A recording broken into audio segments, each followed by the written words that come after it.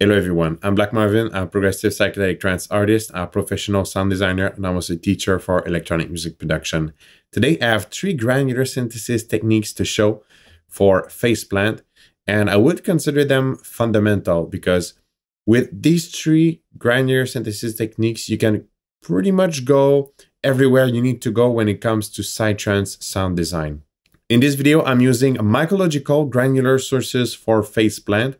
And you can see that these have been made specifically for granular synthesis inside phase plant, because with these techniques, I'm using specific aspect of these audio signals in granular synthesis context. So if you're looking for some Psytrance friendly granular sources for phase plant, mycological is out now. The link is in the description. And as always, if you're into sound design, phase plant, granular synthesis, all that geeky stuff, don't forget to like this video and subscribe to this channel. I have more granular related stuff and a lot of phase plant kilohertz stuff coming up. I'm really like unleashed into phase plant and the kilohertz ecosystem. I got a lot of content in regards to this coming up, because I think it's the sense of the future. I've said it multiple times. So yeah, got a lot of content coming up for the synth of the future. And now, without waiting anymore, let's dive into phase plant for these 3 Psytrance granular synthesis techniques. Let's go. All right, so I'm inside phase plant, and the first technique I want to show is the isolation technique. For the isolation technique, you will need a granular source. I'm going to go inside the orbital folder here, because yes, you need a granular source, but for that type of technique, we are looking for a specific property. I'll show you in a minute. Actually, the first one from the folder is very great for that. I'm sure the others will do too. But for the isolation technique, we're going to take a part of the granular source. We're going to isolate it, and we're going to build a preset, or we're going to build, well, a motion around that element. For example, here, if I just sweep inside that source, this is what we get.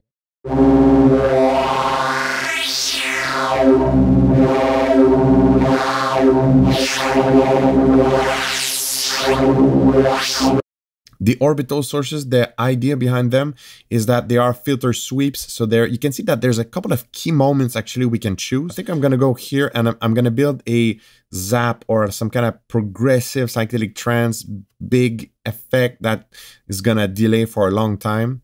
So yeah, we're going to isolate that part, and we're going to start building on that. So once you get the part you like,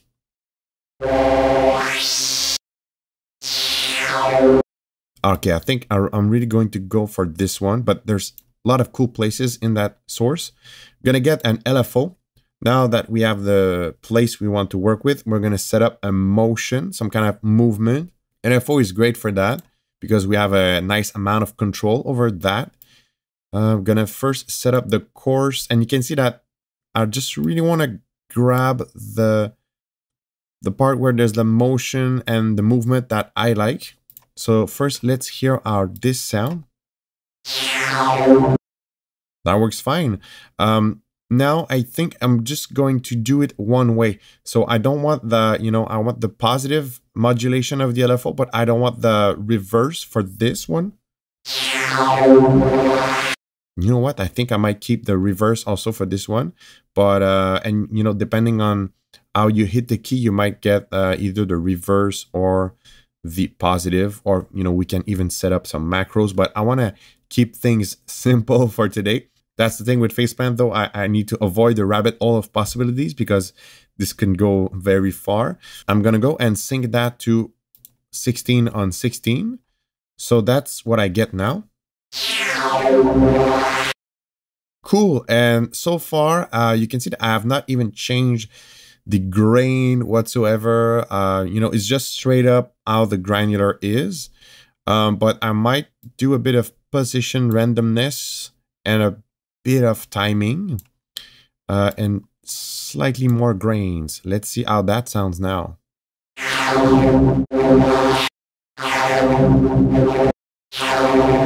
Okay, so you can hear that there was some kind of dead moment. It's because the grains were sourced a bit too far, actually, like at the end of the sample, so that created that dead moment, and we don't want that. So I reduced the position randomness, and timing, I think, can stay like that.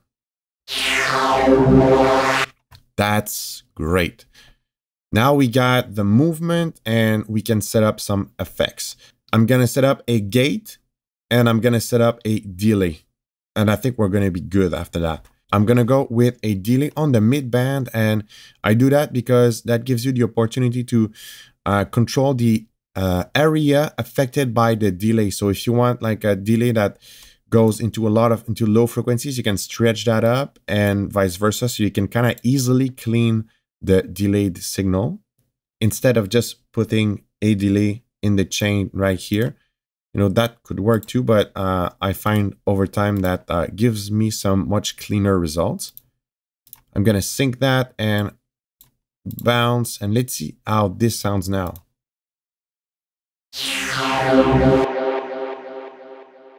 That's not bad. I'm gonna add an LFO, something like that, and that's gonna play on the pan a bit. I want that to be bipolar. Also, I'm gonna duplicate that, and I'm gonna get 5 on 16, or you know, any other just complementary delay timing. That's what you're looking for right here. I'm gonna do a video on that eventually, like a delay games and multiple delays at once. But let's see how this sounds now.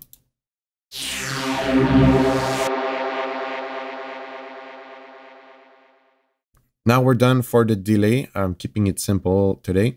Now let's do some gating. I'm gonna go ahead and go grab a snap heap preset that I have, and I'm gonna go into storm gates. I have a bunch of gate pattern I have inside snap heap, and there's one reason why I'm doing it inside snap heap, because there's multiple ways to do it in FacePlan. I could also just done like get an LFO, modulate the gain, and that would sort of, you know, I could shape a sequence or shape a gate. But what I like from preparing them inside snap heap is that you can see right here, just opening up a snap heap, it kind of gives me the option to either bring the mix in or not. And very important, I'm going to put it before the delay. So it's going to gate, and then the gated signal is going to be delayed.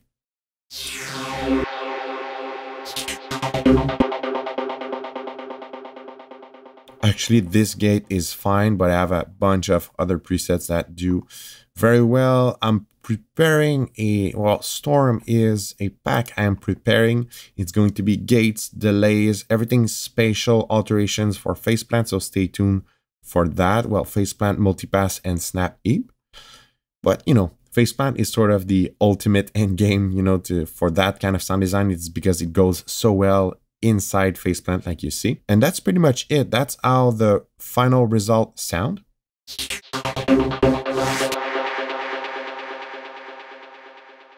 Stuff that can be done on that to go somewhere else in terms of sound design is you could change the timing.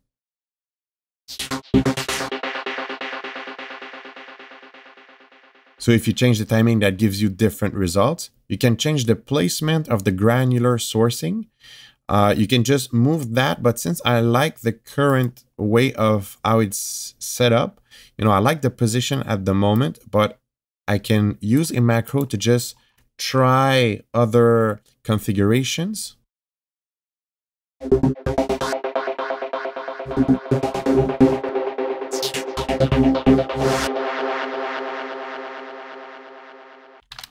So I called that options.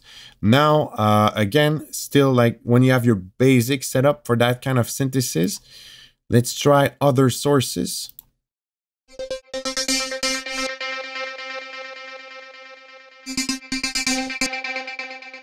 This one's a bit more sober. So that's orbital number 3. So like I said, once you're set up, you can just swap sources and get different results. It's another creamy type saw. one's more glassy. Yeah, and you know, we're not gonna do all these 200 sources, but let's try a last one.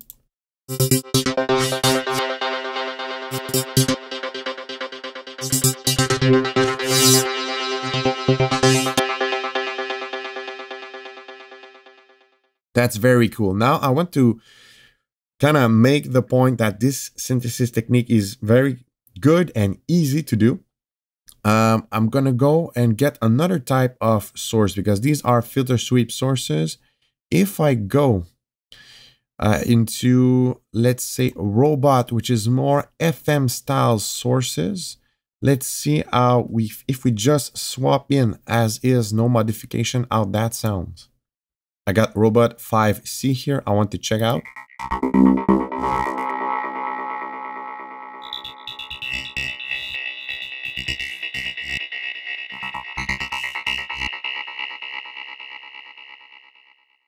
One final thing I want to mention, I know I've been like saying that is the final thing like 5 times already, but that's how it is inside Faceplan. The thing is, the last thing you could do, and I'm not going to do it, but I want to mention it, is bring in some filtering in there, some filter movement. There's some built-in modulation inside the source. They are interesting, but you could, if you want to take your synthesis into more complex territory, in this case, you could add some filter movement as well. That would help complexify stuff, and it would be just crazy cool.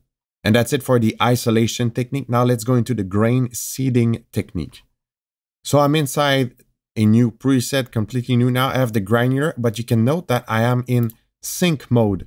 And for the grain seeding technique, that's only going to be this mode we're going to use because it's something that is very rhythmic and mathematic technique, while the other one, there's something organic, you know, we're sourcing the grain and we are recreating soundscapes from that. The type of source we're going to look for now is more of a grid type approach. We want something that can be a bit more textural, because with the isolation technique, if we are working with something that is too textural, it's gonna introduce almost some artifacts in the sound, so that's not the best. So I have examples for that type of technique. These are fungal atonal 3P sources. We are still in mycological granular sources, and just take a listen at these. They are atonal, so you know it's more closer to the texture and closer to the noise than what we worked with before. So if I go back into the density mode, it's gonna kind of prove my point. Let's just hear how it sounds if we sweep through it.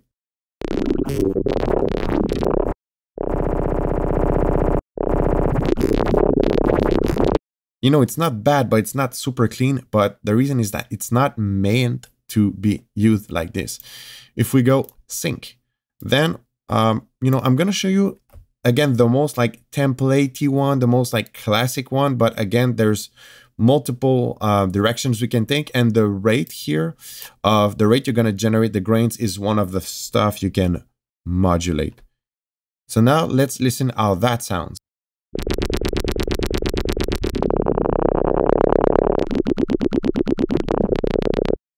There's something I want to change here, and it's the grain envelope. I want for that shorter grains. Let's listen how that sounds now.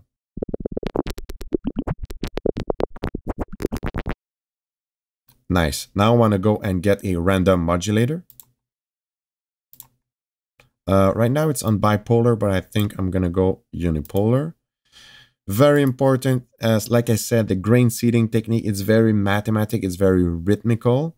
So we want something that is, you know, random, but on a mathematical value. 16, 16, I don't think it's going to be good. Let's go with maybe 4. Let's start with 4. We might either get slower or faster depending on the result we get. Gonna assign this to the position, and now let's listen to what we have.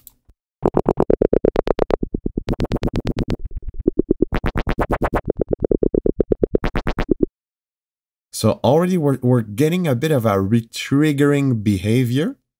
Let's listen how this sounds on a faster rate.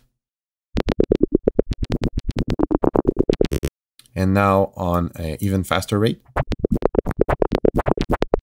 that might be a bit too uncontrollable. Let's go back to 416, and let's say you're working on developing a preset using this technique. I think 416 is like the good foundation to work with. And like I said, you can either go faster or slower after that, but I think it's like the base value I would work with. Now let's try other fungal sources.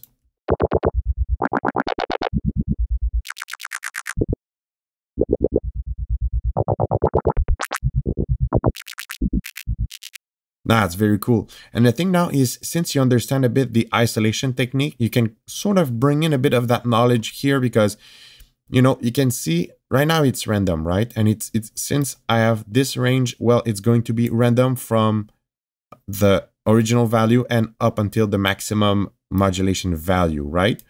But let's say you really enjoy the results from here to here, you can definitely target something very specific here. You know, I don't know if you hear the difference, but we're getting like higher number of satisfying values here. So we are kind of targeting a specific moment in the source that we like. Now, please note that I'm using the random here. That's because it's very easy. You know, you just grab your source, you put in something random and you let it go through it. If you really want to go geek mode on it, what you can do is grab an LFO. We're going to disengage that. And it's kind of using a bit of, like I said, the isolation technique approach. We're going to do something like steps. So you can see right now the random is deactivated. Now I have this LFO and I really just did some kind of steps, like random steps. You can see it's not even, it's on the grid on the horizontal side, not on the vertical side. And I'm going to assign that to the position right here. And since we work like this, we're going to get something less random and a bit more, it's like a sequence because it's always the same position. It can be cool if you're going for something a bit, like I said, less random, more sequence that, you know, the user and the listener can remember.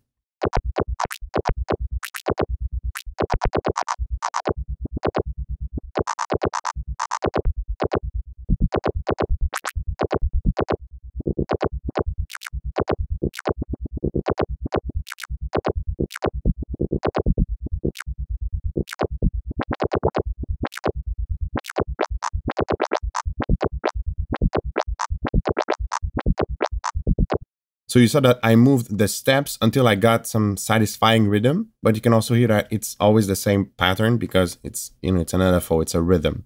So yeah, two different approach. Either you go random or either you sequence something. But in both these cases, this is using a grain seeding technique because we are like generating grain on a regular manner.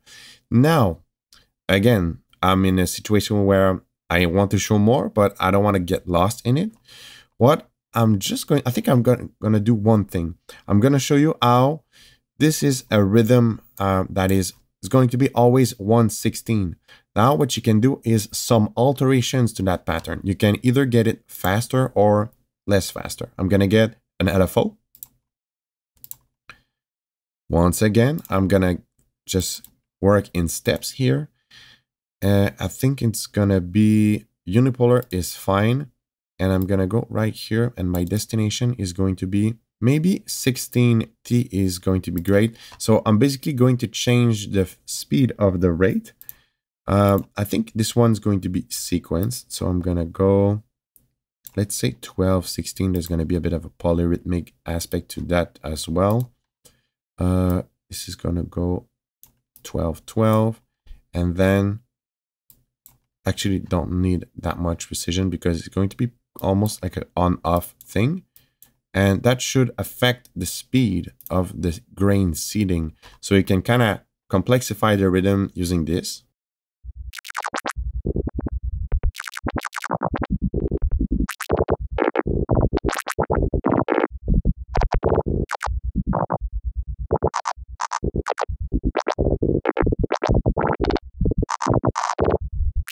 Now, so you can hear that there's modifications in the rhythm. Now, so that's really cool. And I don't, you know, I don't think I need to expand more on this because once again, you can It all depends. You can change the speed, the rhythm, the whole, so many possibilities for that. But I think the demonstration for this is done. Now, last thing I want to show is that I brought up a snap heap preset here. And this one is called tape stop sequence. So you can see that there's a tape stop inside that snap heap, and it's being triggered on and off on a specific rhythm. And there's also a bit of a different variation on the slope here.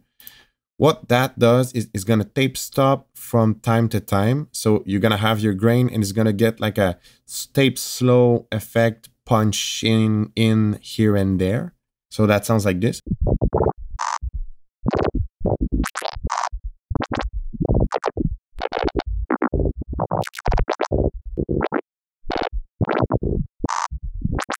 So I don't know if you hear, it's a bit subtle, but it's there. So instead of having some grains that are punching all the way, you get a bit of that effect, sort of glitchy effect. So that's really cool. And then, you can punch in pretty much any effect in a rhythmic manner, either chorus, flanger, something aggressive, and you're going to get even more of that glitchy feeling. And I know from now, you probably guessed it, that it's very good to generate grids and some intricate patterns. Now, the last technique I want to show is kind of a spin on anything you can do in Granular. And I'm going to get a analog shape, a sine wave, and it's going to be Granular into FM. So what I did, the gain right now, you recall what we had here. So I'm dropping the gain 100%. I'm bringing a sine wave. I'm going to go and modulate the harmonic content with this. This is what we get now. Now you can say, that sounds kind of cool, but there's also that normal sine wave, punching in and out. So whenever there's not FM going on, you get that normal tone, which is, let's be honest, it kind of sucks.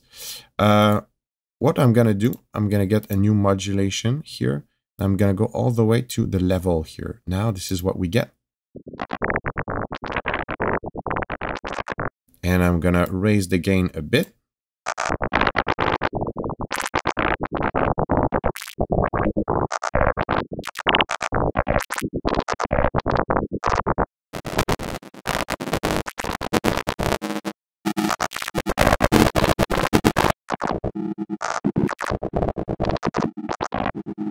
So yeah, now I'm kind of getting an FM type spin on any shape I want. I suggest working on analog sources because they are, they are easy to work with, and FM because the more complex the landing signal is, the more closer to noise it's going to be. Let's just try for fun. That was on harmonic. Let's try shift.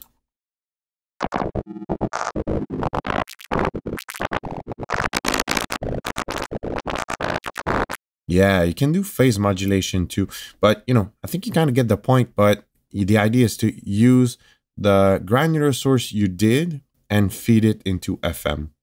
That was the granular FM technique. And that's it for this video. I hope you enjoyed. Yeah, I spent a lot of time in Faceplant for Psytrance sound design using granular techniques. I have more than a couple of hours now. And I think these are the three fundamental techniques, because so far everything else that I've tried is just some sort of spin or a different approach of these contexts. But I'm continuing my investigation, so I might come up with other stuff.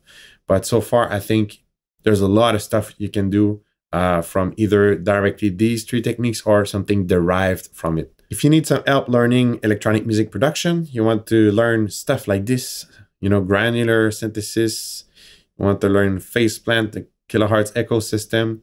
I have a community of students where there's some one-to-one lessons, group lessons, a lot of educational content where you can really become a better producer, and there's some answers to your questions. If you're interested, you can write to me on Instagram and we can discuss how we can help you become a better producer. And until then, I will see you in another video. I wish you happy producing. See you soon.